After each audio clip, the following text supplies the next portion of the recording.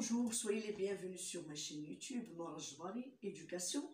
Aujourd'hui, je vais vous faire la présentation de l'œuvre de Victor Hugo, Le dernier jour d'un condamné. Bien sûr, cette œuvre littéraire est l'une des chefs-d'œuvre du génie de la littérature française qui est Victor Hugo. Victor Hugo est connu comme dramaturge, poète, écrivain, donc c'est un génie de son époque. Il est l'un de mes auteurs préférés. Passons tout de suite à tout ce qui est fiche pratique, résumé des chapitres, auteur et bien sûr, nous allons découvrir cette œuvre ensemble. À tout de suite.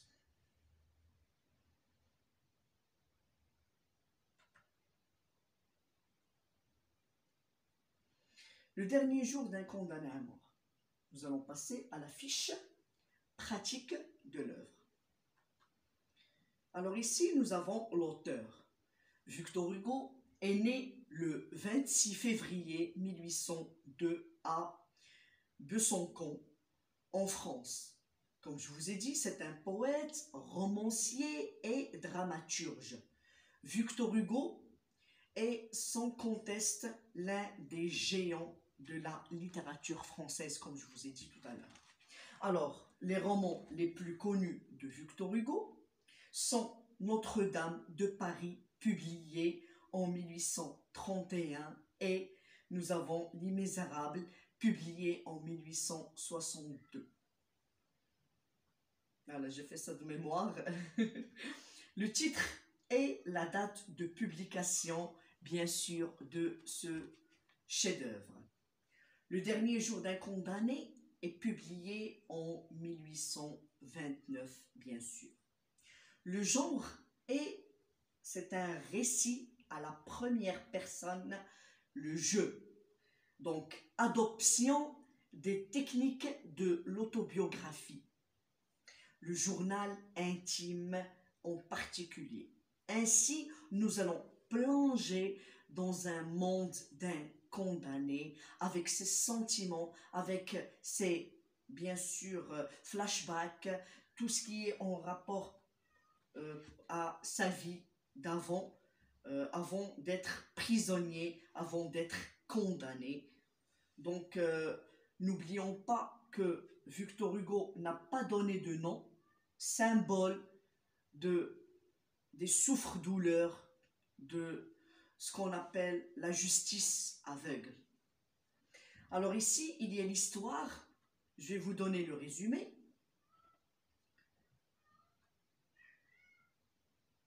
Le livre est l'histoire d'un homme qui a été condamné à mort. Il raconte ce qu'il vit pendant les dernières semaines de sa vie.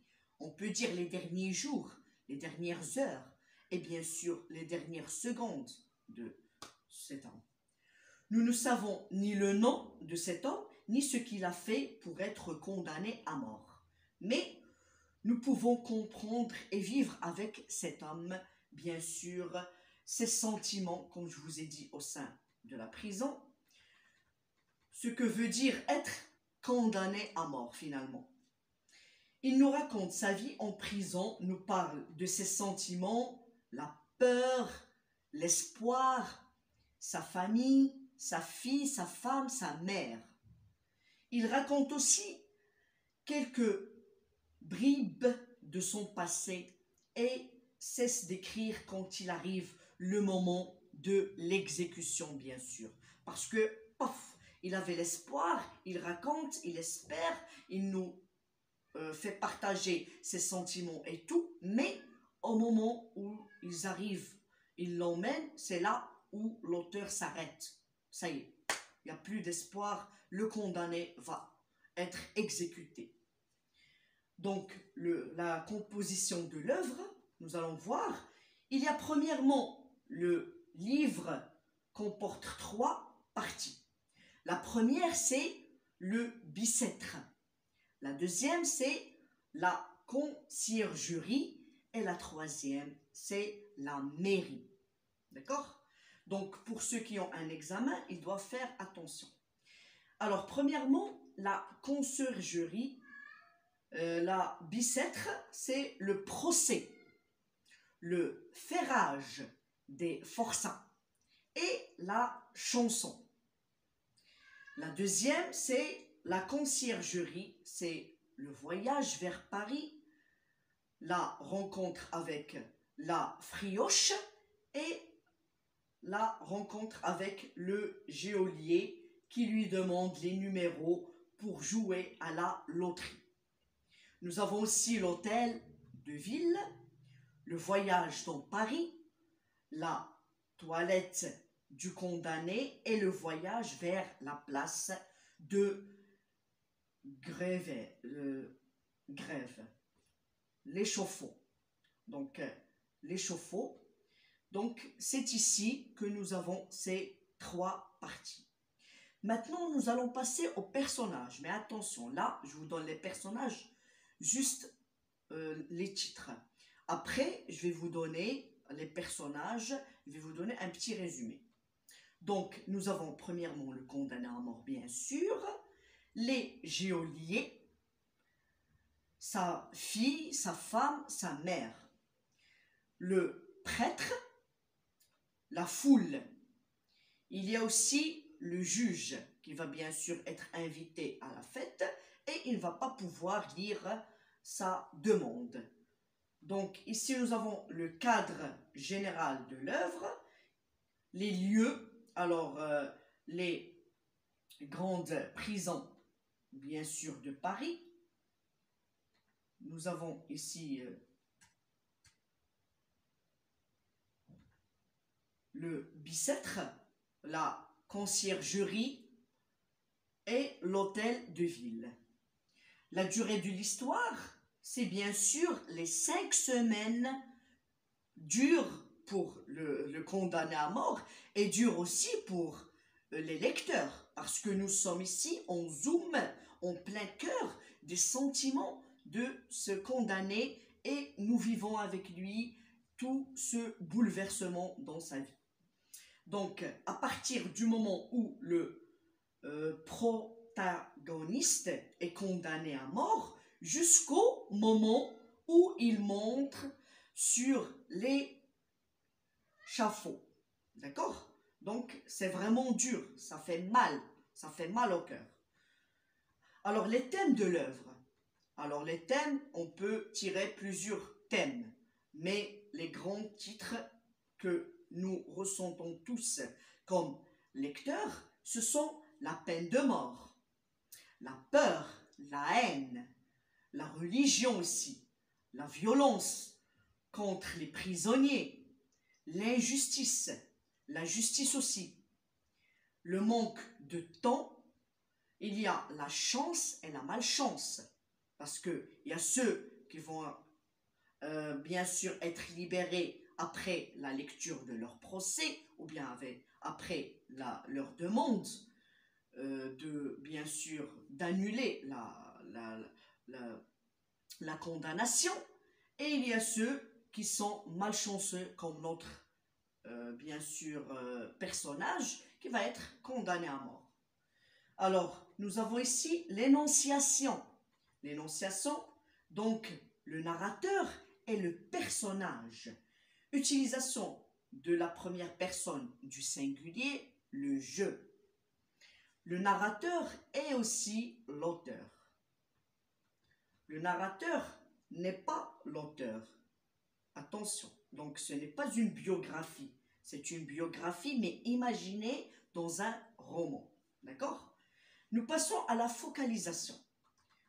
Nous utilisons une focalisation interne parce que là, nous sommes en plein cœur de la narration, axé au point de vue du narrateur et sa vie, donc sa vision des choses.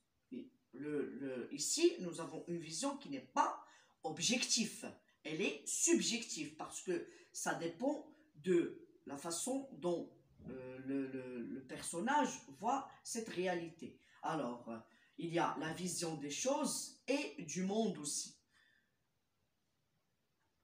Nous avons ici la présentation du roman. Comme je vous ai dit, je vais vous donner un résumé avant les résumés des chapitres. Ce roman a été écrit par Victor Hugo en 1829.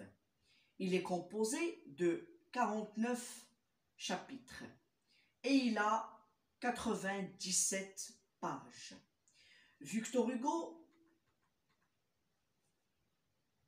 traite différents thèmes dans cette œuvre, comme la liberté ou l'absence de la liberté et la peine de mort à laquelle il s'opposait. Victor Hugo parlait ainsi de la guillotine.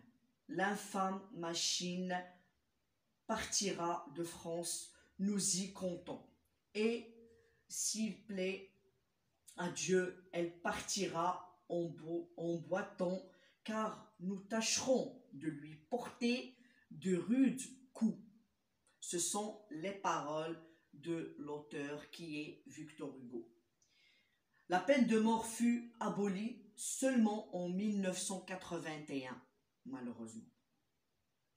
La peine de mort est le signe spécial et éternel de la barbarie.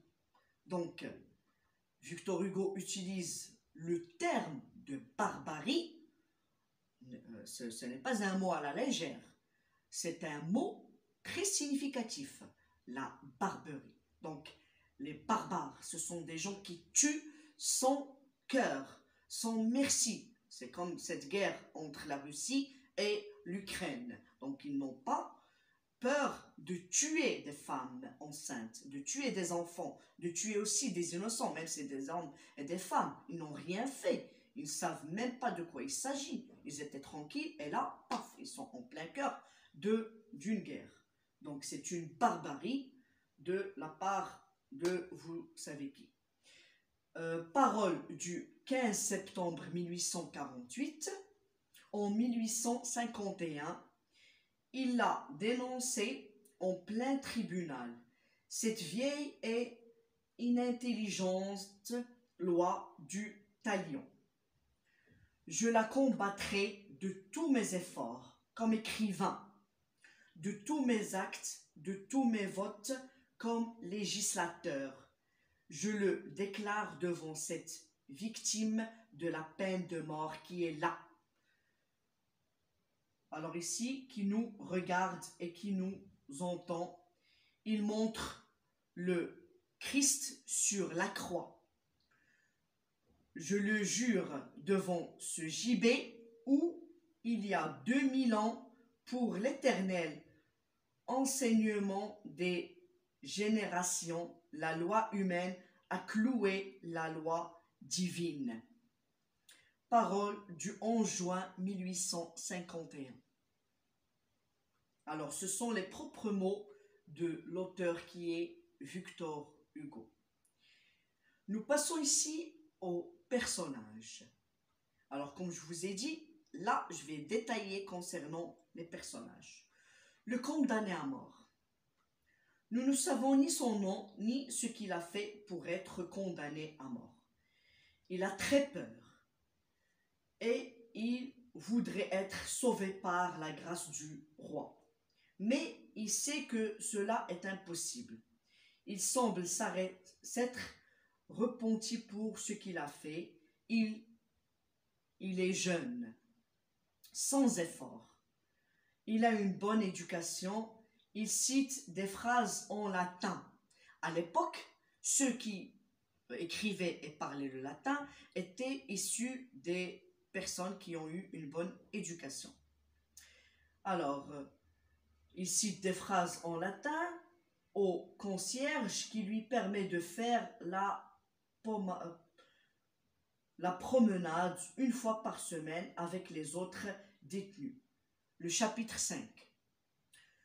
Second tome des voyages de Spallanzani, dont il lit quelques pages à côté d'une jeune, bien sûr, fille du chapitre. Alors, il dit que pour lui, le temps passe plus vite que pour les autres. Il n'aime pas la foule et il ne l'aimerait jamais. Pourquoi? Parce que c'est quelqu'un qui n'aime pas être en compagnie des autres. Il veut être seul. Donc c'est quelqu'un de tranquille, de lettré, donc il a une bonne éducation et en même temps il n'aime pas être avec les autres. Donc ici il l'affirme, il dit qu'il n'aime pas la foule et il ne l'aimerait jamais et lui-même n'a jamais aimé voir tuer un condamné à mort. Il aime sa fillette Marie et il est très préoccupé pour son futur. Donc, cette fille qui va grandir avec le titre de son père qui est mort, condamné à mort, en plus, financièrement, elle va mal vivre parce qu'elle n'a plus son père qui lui subvient à ses besoins, elle et sa mère. Donc, et la femme et la fille vont vivre mal, aussi la mère du condamné à mort.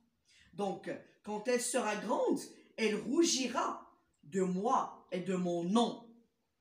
Elle sera méprisée, repoussée, vit à cause de moi qu'il aime de toutes les tendresses de mon cœur. Alors, le père aime sa fille comme tous les pères, avec une grande tendresse. Malheureusement, cette fille va grandir avec la mauvaise réputation de son père qui a été condamné à mort. Les gens ne vont pas voir que cette personne est innocente. Elle a été jugée par erreur et elle a été victime d'une injustice. Non, ils vont voir la fille d'un condamné à mort. Elle va être repoussée, bien sûr. Elle ne va pas être respectée au sein de famille et du milieu social. Donc, les geôliers, quelqu'un sont gentils avec le protagoniste, d'autres ne le sont pas. Il y a des geôliers qui parlent avec lui et lui demandent bien sûr beaucoup de choses et d'autres qui le traitaient comme un animal. Alors ici, Victor Hugo voulait être juste, de montrer qu'il y a des gentils et il y a des méchants. Donc, il ne peut pas dire qu'il n'y a que des méchants dans cette géométrie. Alors ici, la fillette, elle s'appelle Marie, elle a 3 ans au moment de sa visite de son père en prison. C'est une fillette qui a été très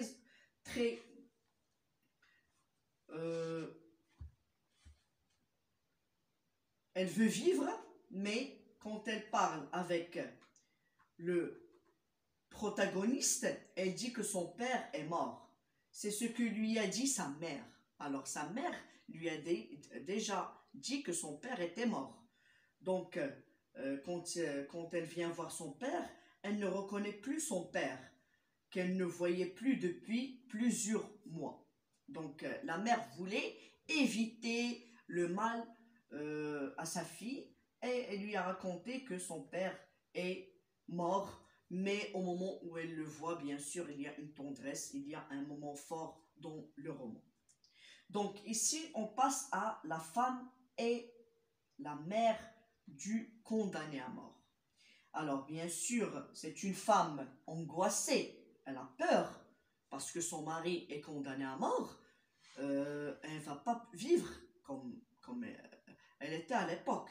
Donc elles ne sont pas décrites, mais elles sont citées en référence à la souffrance, à la peine indirecte que l'on fait subir aux membres de la famille d'un condamné à mort, bien sûr. Donc, j'admets que je sois justement punie, ces innocentes quand elles fait. Alors, n'importe, on les déshonore, on les ruine, c'est la justice. Le chapitre, bien sûr, 9. Donc, vous allez retrouver ça dans ce chapitre et bien sûr, vous allez retrouver cette phrase. Donc, à travers la bouche du narrateur, du personnage qui raconte, nous vivons cette souffrance. Le prêtre. Alors, ici, on décrit le prêtre. Il est détaché dans ses rencontres avec le condamné. Selon le protagoniste, ce prêtre ne parle pas avec son cœur, bien sûr, donc, mais dit seulement de façon machinale ce qu'il dit habituellement avec les condamnés. Alors, tellement le prêtre voit des condamnés à mort que le pauvre, il est devenu comme une machine. Il n'a, ça y est, il ne montre plus ses sentiments peut-être. Il n'a plus de cœur. Il fait son travail. On ne peut pas juger. Donc, c'est pas décrit, mais c'est juste, comme je vous ai dit, la focalisation interne. Donc, c'est l'auteur, c'est plutôt le narrateur qui narre, c'est le personnage dans l'œuvre qui nous donne sa vision. Donc, c'est quelqu'un qui parle d'une façon machinale et habituelle. Ici, nous avons la foule. Alors, c'est la société de Paris qui veut voir tuer cet homme. Elle est très nombreuse. Elle ne veut pas la justice. Elle veut simplement assister à un spectacle. Donc, les gens sont assoiffés de spectacle. Donc, donnez-leur du spectacle, condamnez des innocents. Alors, ici, nous avons, comme je vous ai dit, celui de l'exécution de la peine capitale par la guillotine.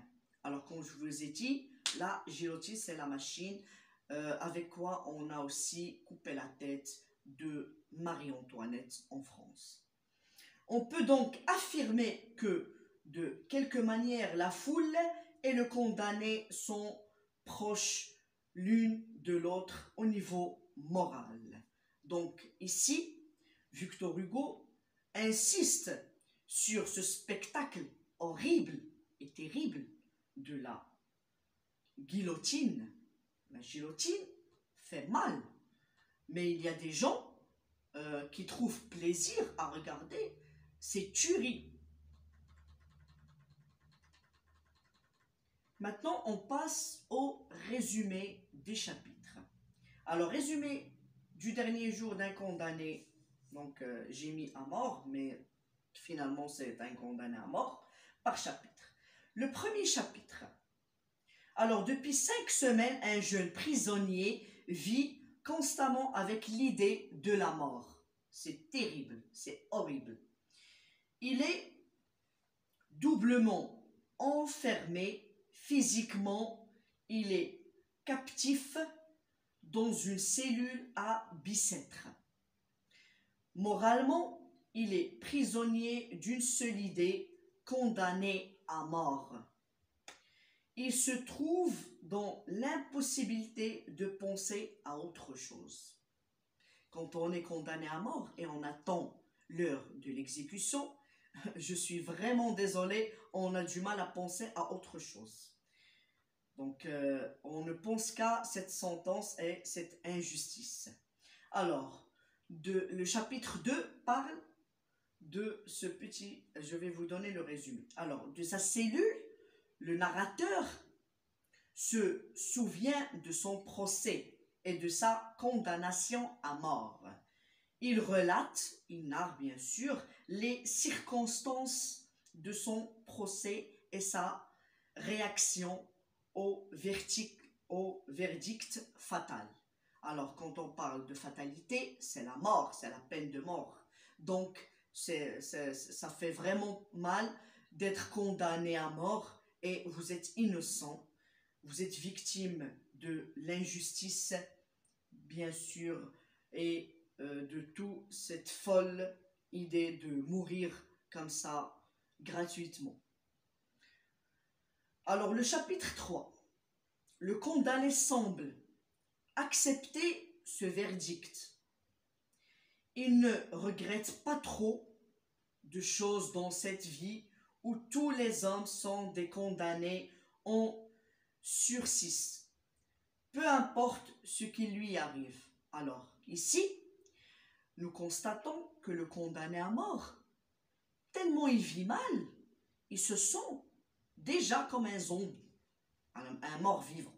D'accord? Donc, ce qu'on appelle dans cette époque un zombie, donc le mort-vivant. Sa vie est mal, il vit comme un chien, il vit pire qu'un chien. Donc, finalement, la mort pour lui, c'est un soulagement, c'est une délivrance de ses souffrances. On va passer maintenant au 4e chapitre. Regardez comment, à chaque fois, le narrateur, qui est le personnage principal de l'œuvre, passe d'un sentiment à l'autre. Alors, au début, c'était le sentiment de l'injustice. Le deuxième, c'était l'acceptation, finalement, de ce verdict, tellement on vit mal. Alors, ici, le chapitre 4 nous donne cette idée. Le condamné est transféré à Bicêtre. Il décrit brièvement cette hideuse prison. Alors ici, on passe à la description d'un lieu. Chapitre 5. Le narrateur nous parle de son arrivée à la prison. Il a réussi à améliorer ses conditions de prisonnier. Alors, il était dans des conditions et il a changé de prison. Il s'est amélioré pour lui. Alors, grâce à sa domicilité et à quelques mots de latin. Il nous parle ensuite de l'argot pratiqué en prison. Donc, nous avons dit tout à l'heure que le narrateur, qui est bien sûr le personnage principal de l'œuvre, parle quelques mots en latin. Donc, il a pu